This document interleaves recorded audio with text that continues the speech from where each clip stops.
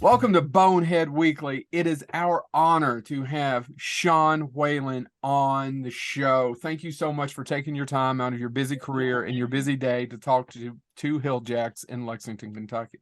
Thank you very much. Lexington is a very special, near and dear place for me. I met my wife at the Scarefest convention down there. Yeah. It's a good story. It's a pretty good story. Go ahead.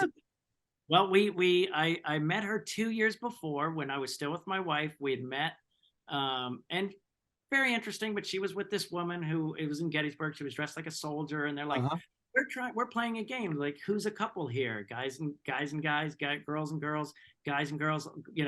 And I went, they're a couple. Yeah. And then I thought, okay, they're a couple, and the way they were hanging out together. And then I went to bed, and the next, left whatever. And my marriage was deteriorating. And then when it was kind of over, like a few months later, I was looking through, and she was following me, and I go, she was so cute. I just wonder what. Pressed on her picture, and there's a picture of her and her friend at Gay Pride Pittsburgh. And I go, okay, whatever. So then 2 years go by, and I see them come by my table at Scarefest, and I just felt so weird, and I just go, "Are you guys still together?" And they were like, "Yeah, we're best friends." Like, "Yeah, we're still best friends," or whatever. And I jump up and I run around the table, get right in their face, and I go, "Guess what? I'm divorced." And they were both like, "I'm sorry," or And that worked? "Congratulations." And they were like, and I was like, "Okay." And I ran around the table. I'm literally like, "You're going, dude, what did you just do?" And the friend says to her as she's walking away, which I didn't know, she goes, "I think he's kind of into you." And she goes, "No, he's not." So then, meanwhile, if you guys know Scott DJ Trey, Yeah. of course, he had known how sad I was in previous cons when my last marriage and everything, and he was like, "Dude, I'm gonna be your wingman. I'm gonna have you meet women. I've got a couple women. I'll be like your dating service, and I'll introduce you to some women. Some dance partners and drinks, and you're not gonna be alone." And I was like, "Oh, that's so cool." And the woman he set me up with, I was just not really vibing at all. And then my wife and her friend came down, and I just ran over and I just go, "Are you guys a couple?" She goes, "What?" I go, "Are you together? Are you a couple?" And she goes, "No." And I go, "Yes." And we just hit it off, started dancing, and we just had the best time in the world. And we literally talked every day. We did 2 years long distance. She lived in Pittsburgh and I lived in LA, and she moved out here in 2016, and we got married in 2021. That is hilarious. Is that the same year you were doing like the break dancing on the floor at the after party? Yes, with the guy with the bald head, and he always wears big capes. Does he still come? I think so, maybe. I don't know. I'm kind of like the furniture. You're talking about other people that are like the furniture. I'm like the furniture about 3 cons in this area because I do the main stage for that and Lexington Comic Con stuff. Gotcha. So they Yeah. all kind of come together to me. And Yeah. I also work in higher education at a university. So when they're coming down the street and you can see them, and I know you know what I'm talking about. Yes. When they see them coming at you and you go, that person knows me from university. Right, or that person And knows. then that guy is Scarefest, or that one's a Lexicon, a Comic Con one. Right. You can kind of tell. I get that all the time. People go, "Oh, well, what do you get asked for the most?" And I go, I don't anymore. It You don't? literally depends. There's not like one thing. Yeah. I would say, if anything, a skosh would be Twister, I would say, but most people, it depends on who you are. If you're now a young person, guy or girl in their 20s, they're like, "How?" I go, "Disney Channel or Nickelodeon." They're like, "Yeah." I did that like 5, 6 years ago when they were all in their tweens. Yeah. And then women from like 25 to 55, Yeah. always never been kissed. Mhm. Tatted people with black shirts, always people under the stairs. The African American community, always people under the stairs. Like, just I can Yep. tell like who knows me from what. Well, what's funny is so we pride ourselves on asking questions that not everyone asks. And then I was going through it, and you've been interviewed so much. There's so much, but I was going to tell you something. The same thing I told Romero. I was like, I'm not going to ask you one damn zombie question. And he goes, ha ha ha, whatever. I was like, no, the audience will, but I won't. So Right. I'm not going to ask you one people under the stairs question. I appreciate that. I've talked about it a lot, and I did TikTok. Oh, I'm sorry, Chad. You got one? Oh, no. I was going to ask something completely off the wall. Go. Oh, good. So how pissed were you that Renee Zellweger got the Judy Garland part? when you clearly one up her? I feel like the Academy has a thing against Dorothy being portrayed as a drunk, bitter old woman. I think they don't like that kind of, they want to rewrite their history and all this other stuff. But clearly, I was the best choice. And, they even made me an offer, but they said, oh, we're filming it down in Tahiti. And they flew me down and they put me in a hut for like 6 months. So I couldn't do it. That's what happened. So that's the kind of show you're on, Sean. Yes, exactly. I like that. I Yeah. like that. And two, That means you know my stuff. If you know Dorothy at 50 years later, that's like, then you're a fan. Then you get it. I do want to encourage our listeners to go to YouTube and look up Sean as Dorothy 50 years later, or Dorothy 2, the bump and run. Yep. Yes. That was Danny Roebuck who approached me and wrote that with me and said, dude, we have to do this together. That is one of the sweetest men I have ever met in my entire life. And I say a lot of that on stage of like, this is the most interesting. And I'm so excited. And I understand. So, but Dan Roebuck is really nice. Yeah, he's my co-star in CRUST. I was gonna say, did you give him shit for the Indiegogo video where you were like, could you have not done it with, could you have done it with a wind guard at least? Oh, I just laughed because no, but I said to him, I said, I think I should cut out the pause. And he's like, dude, that's the joke. And my wife was like, that's the joke, the big pause. And I go, oh God, I'm Yeah, not the even pause. so busy and crazy that I don't even understand. But yes, No, the pause was the French kiss. But I was laughing because people will go like, oh, Wendy like Twister, and you just let it go. You know what I didn't even make that. He didn't mean it, but you know what? I said it to him that morning, and he had that video to me in like 3 hours. That's amazing. That was a great video, man. Yeah, it funny. is. So fun. So let's talk about CRUST for a minute. I was going to kind of put it off, but we kind of already made our way there. So first of all, give me the plot, because talking about a sock. Okay. It's not a sock. It's not a sock. Okay. It is a guy, it's a lonely child actor, ex-child actor who wanted to get away from Tinseltown and went and hid out in this little laundromat where he lives and works, and he collects all the lost socks from the dryers and uses them to blow his nose, wipe sweat and blood and all his bodily fluids, and keeps them in a pile in his room. And he one day gets bullied and cries into them, and the tears make the pile of socks come to life, and they start to avenge all of his enemies. Like Little Shop of Horrors wasn't his enemy. So the idea is kind of like, if I had to break it down, it's like Little Shop of Horrors, that there's a creature doing something. But unlike Little Shop of Horrors, now it moves into Willard because he likes that it's avenging him. Yeah. And then it's like Godfather because it's like the slow decline into madness. Right. So it's fun, but it's fun and it's I mean, Felissa Rose, who's my producer and friend, came up with the greatest. She calls it a creature feature horror comedy. Right. Because they're shooting it in black and white. The puppet it's a big, my picture's not in here, but email it to me and we'll put it up over the video. We're gonna go crazy. Look at this, internet. This is how crazy we are on the show. So there he is right there. Yeah. Sometimes life sucks is the tagline of the movie he's showing us. If you're just listening. If you can see. Yep. It looks amazing. Yeah.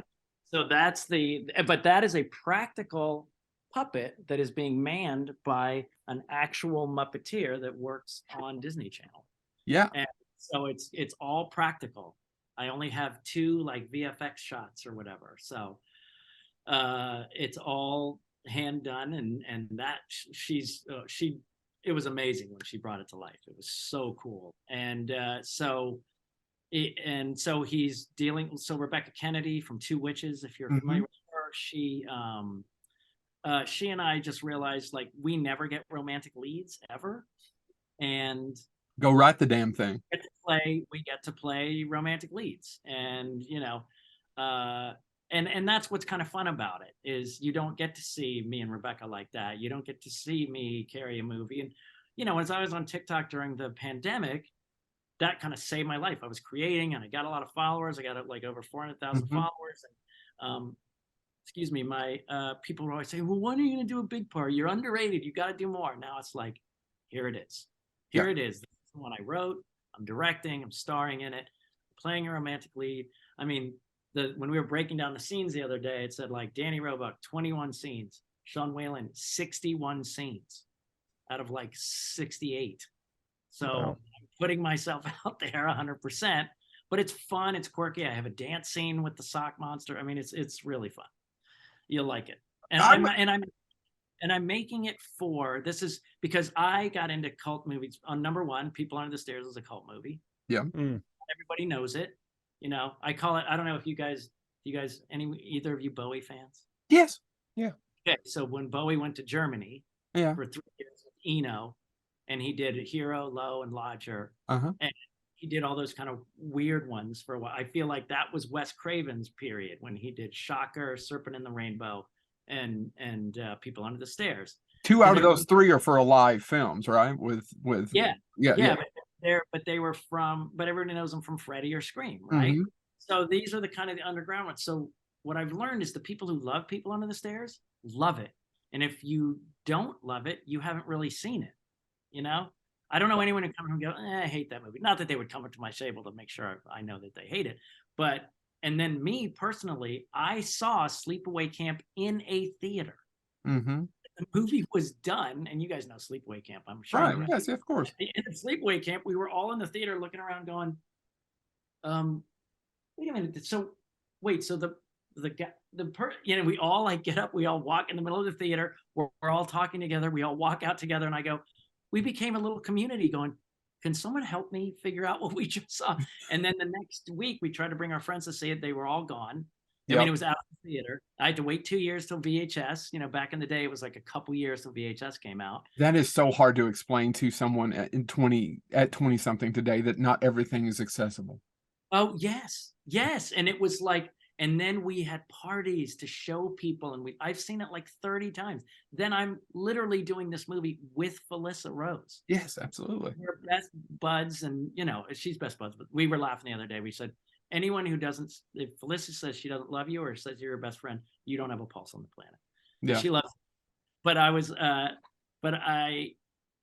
That's who I'm making it for. I'm making it for the people who've had an adult gummy or an adult beverage, and they come home from being out, they sit down, they grab their, you know, heated up leftover pizza and a beer, and they turn on thinking, what's that? And then they turn it on and they love it, and they go, dude, next week you guys have to come over and watch this thing. So, you know, I had producers going, well, you might not do the black and white, you might want to change this, and you know, the fluids thing, there's parts, obviously all fluids, and they're like, We're you know, excited. yeah. and they were like, you know, if you want to get on the shelves in Walmart, and I go, I don't want to get it on the shelves of Walmart. I'm not making it for the shelves of Walmart. I'm making it for the horror community that I've met, who likes my comedy, likes me being fun and silly, and likes horror. And I'm making it for those people who will love, because I can see myself at Scarefest with the CRUST puppet, and you get a photo opportunity, and sometimes have the puppeteer with me, and you can take a video with it, and me signing socks, and you know, I can just see that it would just be such a fun thing. And you know, I was in Hatchet, same thing. Right. The Hatchet series, same thing. Like, people who love it love them, and that's who I'm making it for. That's amazing. But now, what I'm kind of curious, when did the idea strike you? It was twofold. Okay. One, I was sitting in a pitch meeting probably 12 years ago, and someone was like, you know, horror movies are expensive, but they make a lot of money. And let me see, plug in my computer. Hold on. That's okay. You guys. Take your time. While he is away, we will tell you he has a kitty cat in his room. Jasper the cat. Jasper. Jasper. Okay, so that's the perfect name for a cat. My grandfather was named Jasper, so what does that say? Your grandfather was a huge cat. Oh, easy. I know. I almost said something else and then realized I didn't know you that well. I know our audience would have been fine. No, I know. You would have gone there. His close friend. That was edited for Mr. Whalen. I got his goddamn hairline. I can tell you that much. There you go. With So lack thereof. so I was pitching, and they was like, "Oh, it's so expensive." And I said, "Just have like, a guy in a laundromat, and he pulls out the socks, and then, when he cries in them, they turn into a big sock monster." And that was the idea of like a man in a sock suit. Yeah. And I thought of that. So I just said that one time and never thought about it again. But then I went through a depression after my divorce because I was having the holidays come up, and I was in the divorced dad apartment, and I thought, like, my kids have been in the same house for 12, 13 years. They're gonna have the holidays in this little apartment, and I failed them, and I felt so bad. And when I got out of the depression, I felt kind of like angry and had a lot of like strong feelings. And then people would say, "Oh, you should have had a pet." And I'm like, "A pet? Like, I didn't know what to do myself, let alone take care of a pet."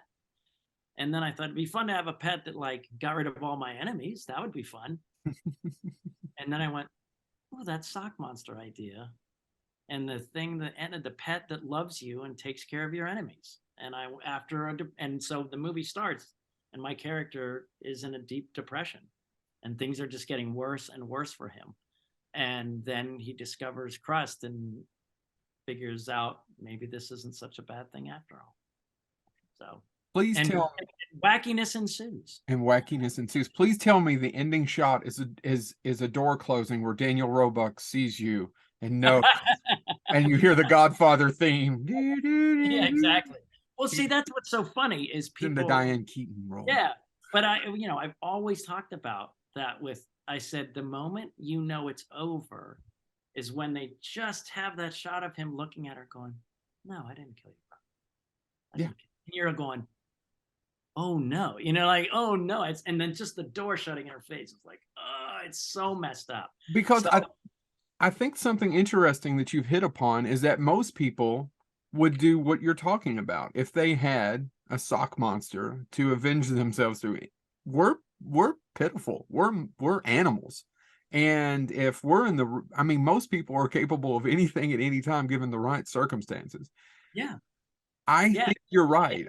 I think that we think better of ourselves and that we wouldn't do that. But I've been in depressed and angry situations where if I had an angry sock monster, Yeah. Yeah, why not? And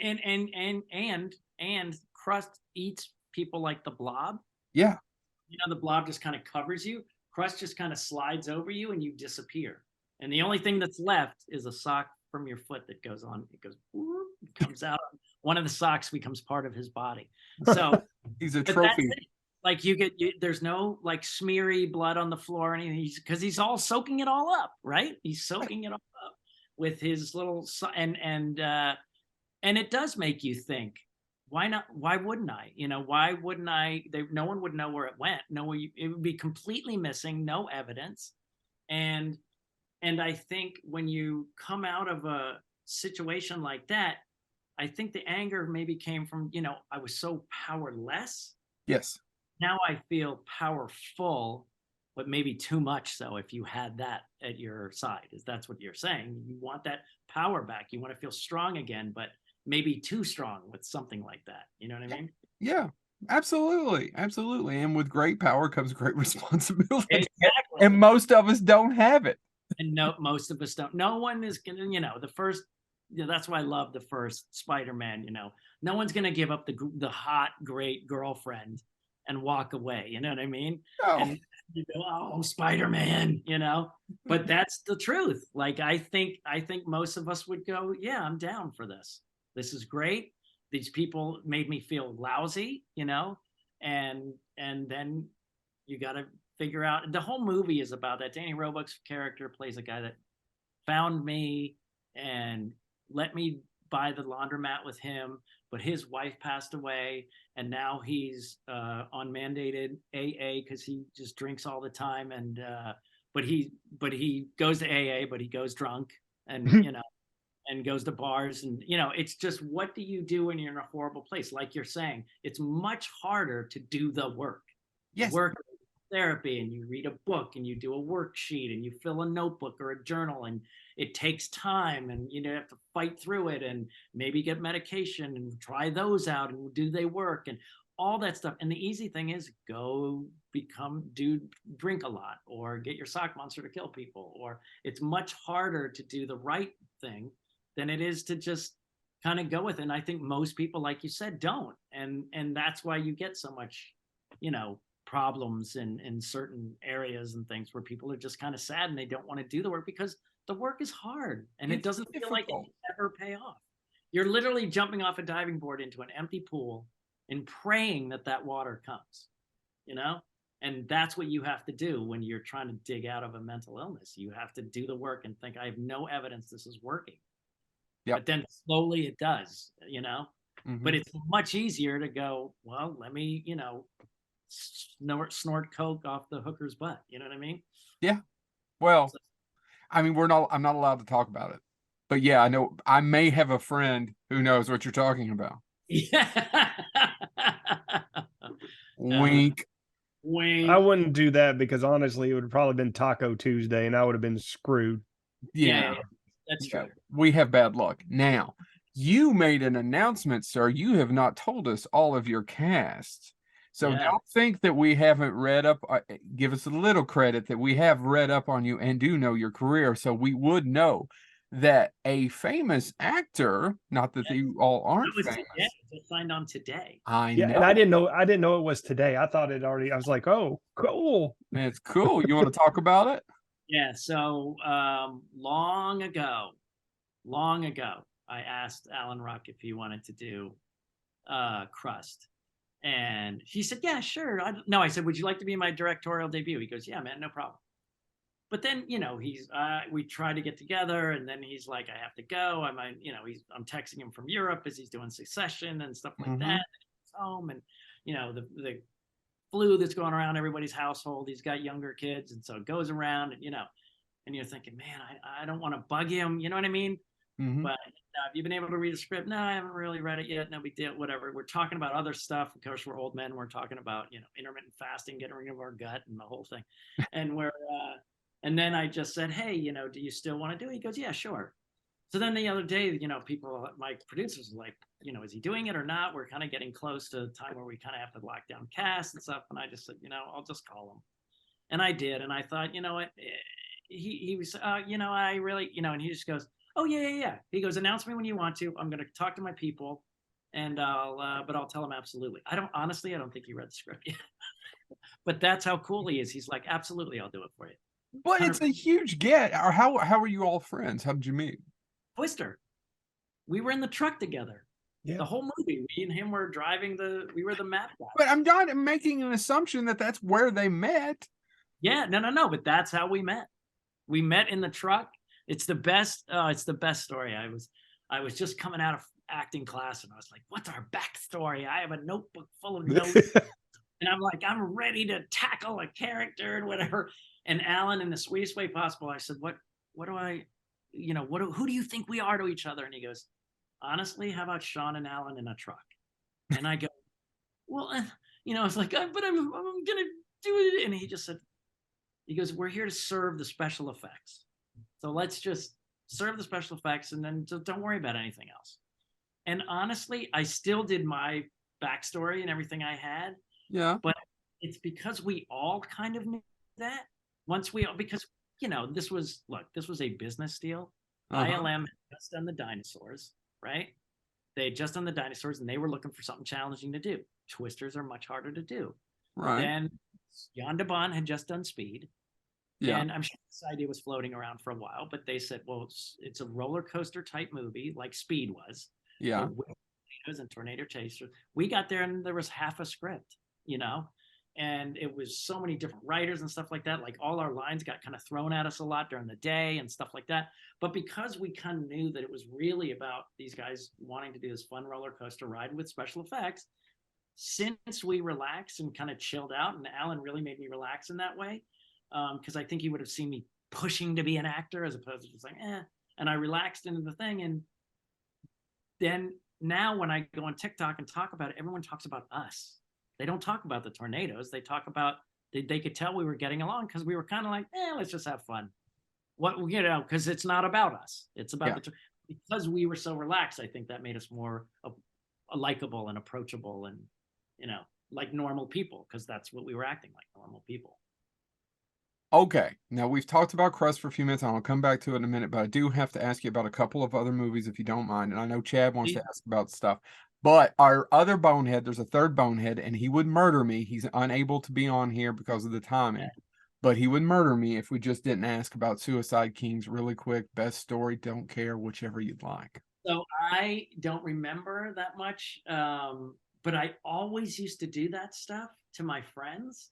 Always. That was like a joke I did to my friends, like, you know. And so when I got the audition for it, I just remember going, oh, well, this is perfect. I mean, I'm just going to do the thing I always do.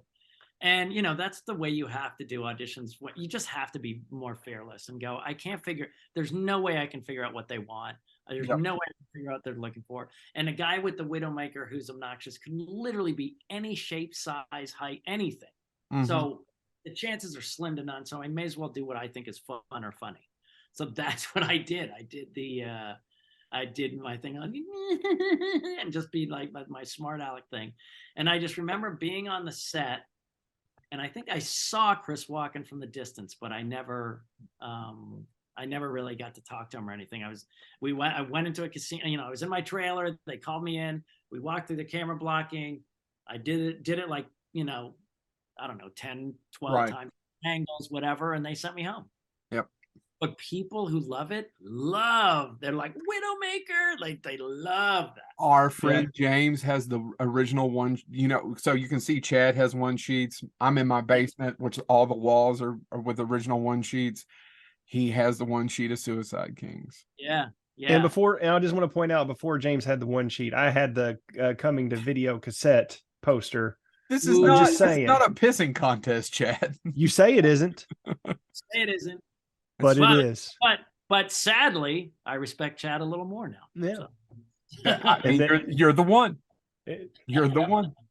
Damn, mom threw that one away. So still pissed to this day. There you go. That's tough. Yeah. But again, that's a cult movie, right? And you're in a shit ton of them, sir. I mean, I know that. Oh my God, yeah. I know Tammy those. The T-Rex is back on this. Tammy and the T-Rex is huge again. My God, I thought about asking you about it because I actually hadn't seen that movie till about 2 years ago. Actually, I saw it in the middle of lockdown. You have children. I have a 5-year-old, and he was. I don't know where he was. I don't know how he wasn't around because he'd been about 2.5 to 3. But I never actually bothered to watch it, and I'm a huge fan of Terry Kaiser, so but I hadn't seen it, and that is a movie. They also, what they did was it Shout Factory? One of those cool re-release places got it, and they wanted to do the gory version, which I've never seen. So the gorier version is out there, but oh my God, I remember what's her name? What's the Denise Richards? Denise Richards, yeah. Oh my God, and Paul Walker was so cool, just such a great guy, so nice. But Denise Richards, I remember just going, she is the sweetest thing in the world, and I went, this town is going to eat her up, you know, because seriously, because I remember me and my ex-wife just going, oh my God, she's so sweet. She has no idea how good looking she is. She has no idea how like attractive she is and how much the camera loves her. Yep. But she was just so sweetly naive and kind and everything. And I thought, oh man, she might have a rough time. And, you know, she did, you know.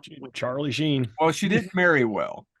Yeah, marry well. But again, none of it was surprising to me. But she was so sweet. She was just the dearest young thing. And you were just kind of like, oh, honey, wrap yourself in bubble wrap because I don't know how you're going to make it. But she, you know, Paul was just great. He was such a cool guy. Chad, I've asked all the questions.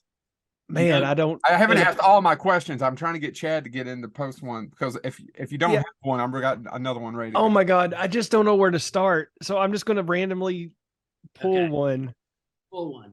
Because you got it. Do you have a Waterworld story? Okay, that's the one I was going to. I was going to say for last because that had to be the biggest batshit nuts crazy production you were ever on.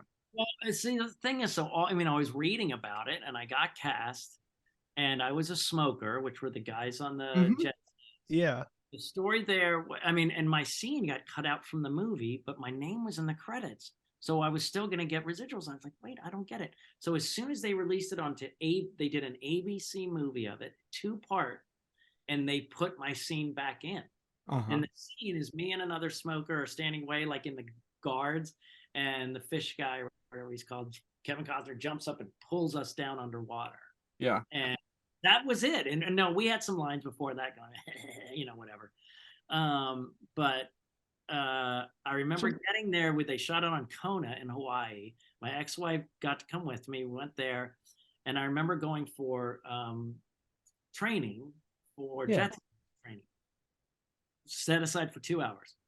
So I jet skied before, and I go, all right, what is there something interesting? And they're like, okay, this is the way to go. This is the way to stop.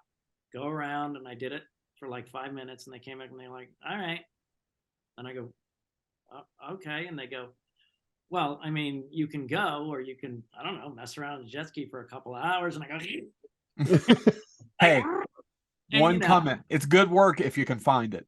yes. And for those 2 hours, like, it was the kind of thing that, because you're like, I'm supposed to break it, And so I'm going like, and then I'm going so centrifugal that I throw myself off. I'm like, and then of course going like, that was awesome. Just flying around on a jet ski, by a black jet ski covered in oil in Hawaii for a couple hours. And it was the best. It was so much fun. And then when we were on the day, I remember Kevin Costner just walked by. And all I remember is he was, because he was thin for that movie. He did Right. He had the guilt, all the stuff. And he walked by, and I go, wow, he's tall. And I remember going, he's really tall. And that was all I remember. But like the like getting ready on all the extras, they had like a factory, and you'd have to walk down and go like this, and they would crap in your teeth. Then they go do your hair really quick. Then they would stand there and they would take black and just go cover you all in black oil. And so it was like a assembly line.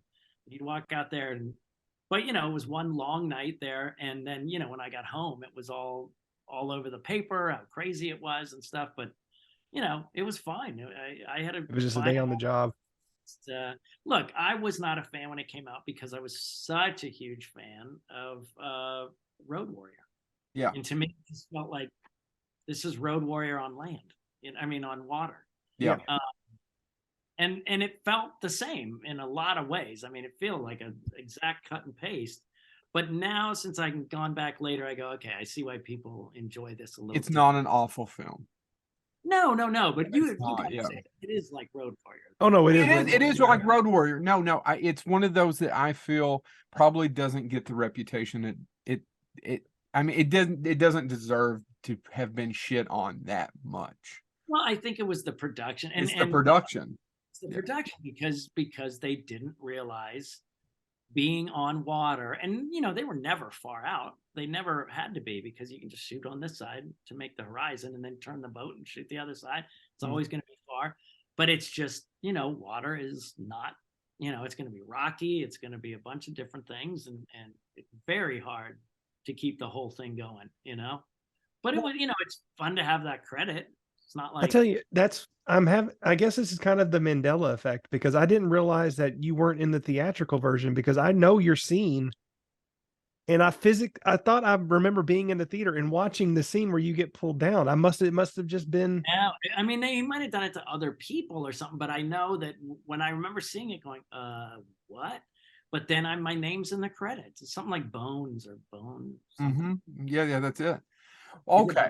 So if you can't tell me a batshit crazy story about that one, and I know we've got a hard out in a few minutes, and then we'll get back to CRUST, but I want your most batshit craziest production story. Can you talk about one of them? I mean, everything from Just Shoot Me, which was a show that I loved. No, I mean, sitcoms are just. I know, you kind of come on day player. Come on at 10, and you rehearse till 3, and then you do it for the writers, and you're home by 4. You know what I mean? Yeah. So what was the craziest one you've ever been on? The craziest show? In terms of a movie, sitcom, I would say. Or just movie, the craziest production. Twister for sure, Twister for sure. It was insane. It was a traveling circus every night. And the reason it was so crazy is because they're trying to save money on the dark sky, right? Yeah. Yeah. Sky is going to be special effects. And if you can save money on the special effects, then we want to shoot where storms are. So we were trying to go to where storms were. So they had a weatherman, and we had 2 or 3, 4 or 5, locations for the next day. And he would find the one that had the worst weather. So they wouldn't even really know where they were going until like 3 in the afternoon. And then they'd pack everything up. And this camp looked like it was a huge helicopter because there were no drones with the camera on it. There was several tents with food and different things. And then all the trailers and it was just nuts, and huge wind machines and trucks with wind machines and all that kind of stuff. But I would say the craziest part was when we were shooting the I'll give you another one after this real quick. But I was shooting the hail, and they real ice chip machine, and they're like, we have it calibrated so little pieces fly up. So I'm on top of a van hitting a radar thing, and the pieces start coming, and people start going, oh my god, this is way what, and you see huge pieces going boom, boom. Poor Jamie Gertz had a newborn baby who was getting pelted in her, full of milk breasts with huge pieces of ice.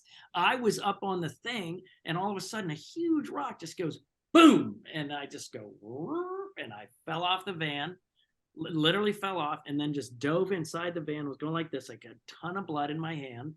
And they said cut, and it came over, and luckily it wasn't big enough to need stitch. Then they they put a bandage on it, said it was fine. They said the take was fine, and I thought, all right, well, at least that'd be kind of cool in the movie, right? And they just didn't, because Yano was always like finding stuff. He would just go, oh, that looks good over there. And so they were a perfect shot on me, and before I got knocked out, they moved away, and it didn't even make the cut of the movie. I'm like, come on, I gave blood for this part. That in the movie, please. But the other craziest set I must say was Batman Returns, because that whole town square was a sound, and we shot it in August, and it was in the valley, which was, we were easily 90s to 105. So you're walking, and I'm walking in total winter stuff, and you walk through, those freezer plastic things, 1, 2, 3, 4, huge Gotham City, and then your breath would show because he cooled it down to 30 degrees. That's amazing. That set was unbelievable. And I was on there, and right next to me, because I was a paper boy, had an amazing paper that said Gotham City, strange penguin creature in the sewers, and had a picture of Lita. And I was like, man, and tons of background actors. And a background actor goes, hey man, can I have one? I go, oh yeah. The PA comes over to me and says, those get stolen, it's your fault. First of all, that's BS. That's not my job. 100%. Right. That's not my job. That's their job. That's the prop department job. But so I was all freaked out. And then I was like, ooh, I'd want one. But, they said, so I turned around for a second. And then another background actor goes, hey, man, one of those guys took one. I go, who? And I could see the guy walking away, and he was folding it up and putting it in his thing. And I didn't know what to do. And I was like, oh, I don't want to get him in trouble. But and then the PA comes over. He goes, everything's fine. I go, oh, some guy took one. He goes, really? And he goes, yeah. And he walked through the crowds and stuff, and he goes, hey, did you have one? He goes, yeah, my son likes Batman. And he goes, oh, I'm sure he does. Thanks for giving it back. You're fired. And the guy got, $40 a day. This was back in the night. But I was like, and I felt so bad, but I was like, dude, come on. Like, you don't think I want one? They should have given me one. I was the paper boy. You know what I mean? Right. Yes. But the set was massive. It was so cool. And I got to sit there and watch Chris Walken over and over again do his Christmas speech, and then they had the huge explosions of the clowns and stuff. Like that was crazy. That's one of those I would have loved to have been there, because that's one of my, in comic book movies, it's one of my top ones. So Batman Returns. I thought Batman was better than the first Batman. Oh, I agree. It's more of a Tim Burton film. Yeah. And I didn't get to meet Michelle Pfeiffer, and I didn't get to see Danny DeVito. Danny DeVito and I talked about it when we were on. I did Always Sunny. Always, right. We were talking about it, and he was like, he told a funny story. He's like, yeah, they say that the Penguin Wranglers are like, listen, they're fine. We got the robot ones. We got the real ones. The real ones are fine, whatever. We're gonna let him out. They're on a swim around. And he goes, great, thanks. I got the big suit on. And so they let him out, and he goes, thank God I had that huge suit on. Those things came over and just were like, he goes, holy crap. He goes, I was mobbed by penguins immediately. Like they ran to kill him. All just like, they were like the Willard rats, just running at him. He was like, what? Like literally nothing you said was at all what happened. They were all attacking me and wanted to tear me limb from limb. So that was a bit crazy. Real quick, Chad, last question, and then we'll finish. So sorry. Okay. So no, I'm good, guys. We talked about. I just wanted to be respectful of time. Thank you. I appreciate it. I do got to ask though, because I was debating between Waterworld, but I have to ask about Cable Guy, Stiller and Carey. I mean, so the interesting thing there was when it was the first time that any actor in Hollywood got a $20 million paycheck. Right. I remember it well. It was news everywhere. And Jack Black, who no one knew, got $1 million. And people were like, who is he? You know what I mean? Like, why him? And so what happened was we were hired to be party improvisers. They hired an improv bunch of people who knew how to do improv. I had met Ben Stiller at one of Drew Barrymore's party before, and we were all in the living room or whatever, and I'll never forget it. He walked up. So it was a Monday. He came up to it Monday. The article broke Friday about the 20 million. People going berserk, so angry. So they all went to Ben and goes, you have to cut the budget. Not getting this. So he came up and said, guys, I can't really do the coverage I wanted on you. So I'm just asking you, you're basically going to be like glorified extras. And if you don't want to be seen, I totally understand. We'll put you at the back of the room. But if you could help me out, it'd be great to have your energy and on the couch in front. And he was going down, and people were like, not me, not me. And one person said, yes, not me, not me, not me. And I was the last person. And he looks at me like, yeah, can you help me out? And I went, yeah, I'll do it. Because, it wasn't his fault. You know what I mean? And so I sat on the front couch, and I made really, really good friends. We had a great week together, all of us, and got to sit in front row for Jim Carrey doing, Want Somebody to Love. I mean, so yes, people, basically it is true. My part got cut out before it was filmed, but it bums me out because I would have loved to improvise for Ben Stiller, but it got cut out. So but it was very cool. He was he was as nice as he could be, but that's a lot he had to do in that singing. And they shot that for one thing, and he'd come out and do the little introduction and do it. So, he's very focused, but he went from 0 to 100 in 2 seconds. And he was like, a foot away from me. And I was like, okay, I just got a master class in commitment, Really? Commitment. Yeah.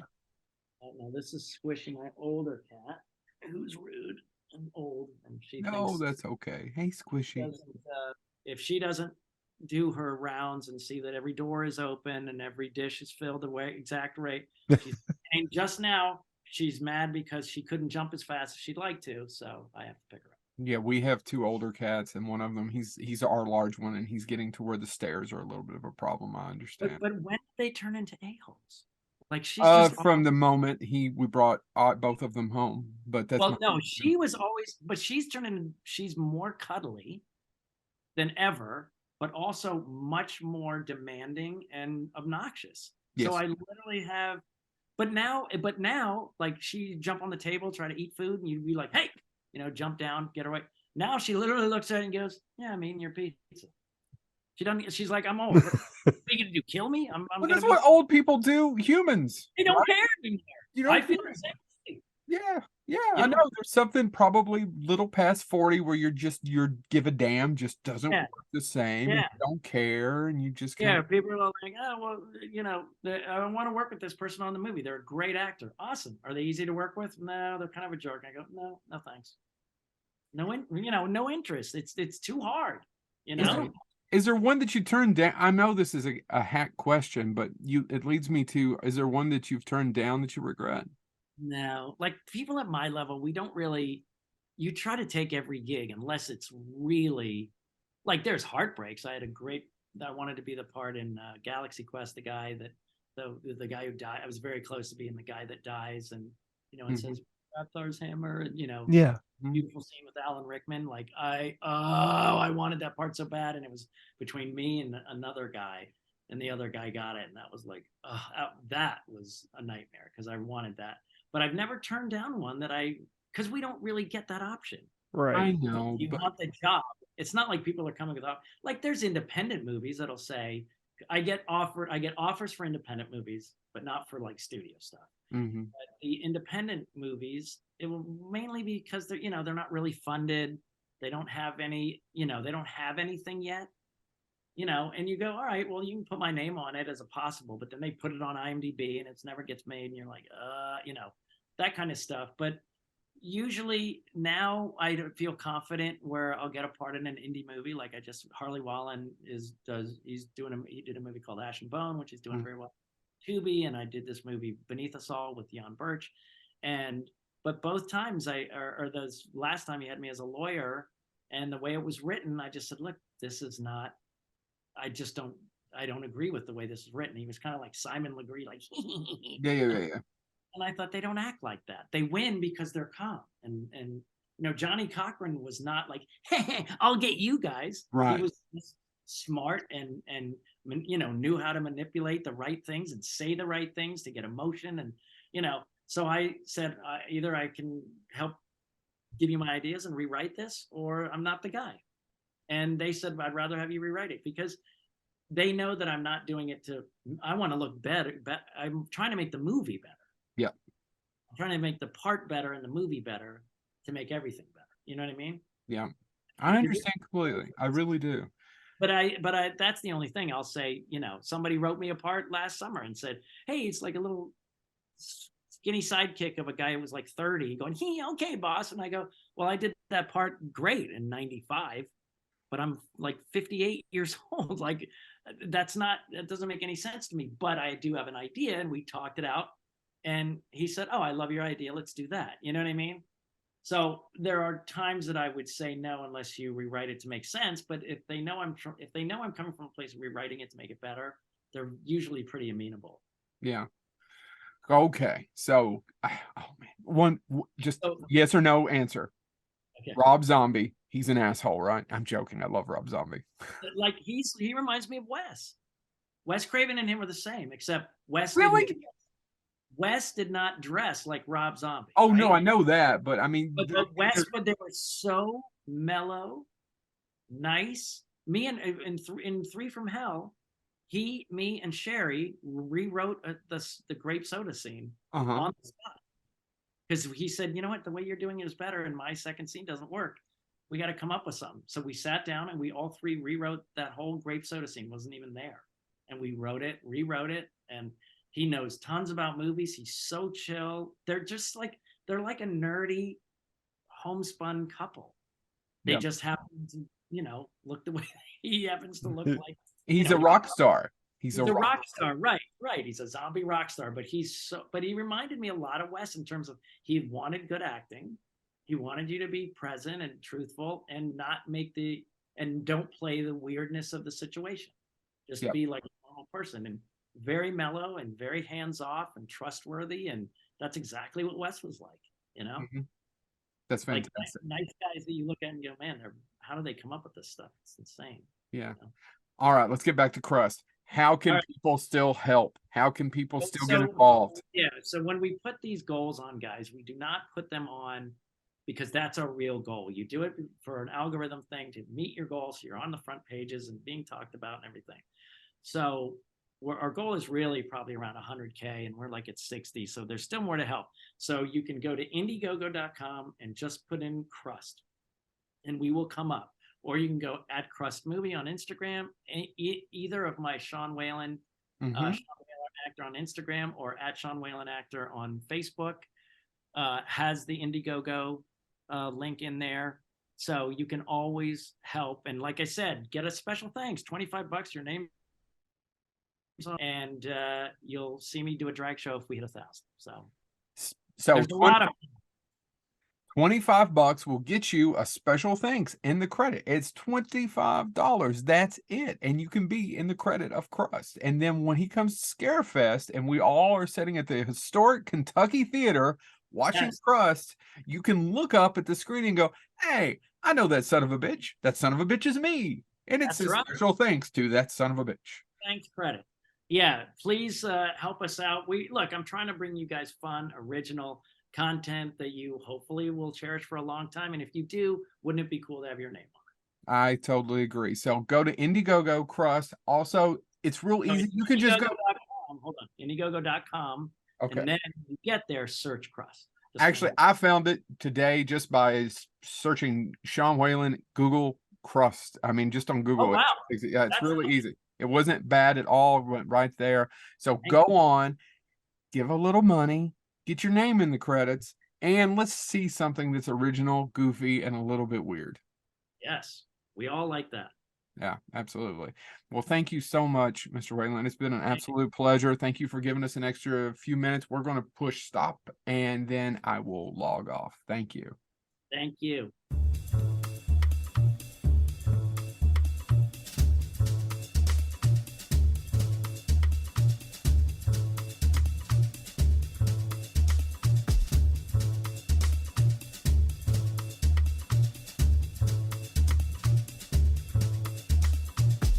Uh-huh.